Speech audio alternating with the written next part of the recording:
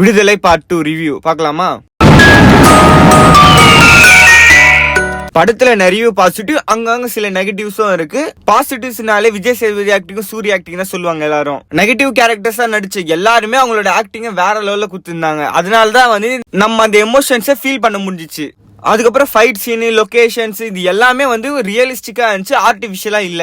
இந்த படத்தோட ஒரு பெரிய பாசிட்டிவே ஸ்டோரி தான். ஒரே டைலாக்ல அந்த மொத்த ஸ்டோரியுமே அடங்குது. என்னன்னா, Sunday leave, Deepavali bonus, Pongal போனஸ்ன்னு இப்ப கிடைக்கிறது எல்லாமே கிடைக்க பல பேர் வந்து உயிர் விட்டதுனால இப்ப எல்லாருமே ஈஸியா ஆக்சஸ் பண்ண முடியுது. பவர்ல இருக்கிறவங்க நினைச்சா ஒருத்தரை வந்து என்ன பண்ண முடியும், அவங்களை எப்படி அழிக்க முடியும், அவங்க நினைச்சா என்னெல்லாம் பண்ணலான்றத இந்த படத்தை பார்த்தா ஜஸ்ட் இன்னொரு ரீகால் மாரி இருக்கும் எல்லாருக்குமே. லாஸ்ட் கிளைமேக்ஸ்ல ஒரு சீன் நடக்கும். அந்த சீன் வந்து உண்மையில எல்லாருக்குமே வந்து ஒரு மாதிரியா தான் இருக்கும், மனசு கஷ்டமா. அதுக்கப்புறம் நெகட்டிவ்ஸ், எல்லா படத்துலயும் ஏதாவது நெகட்டிவ்ஸ் இருக்கும்.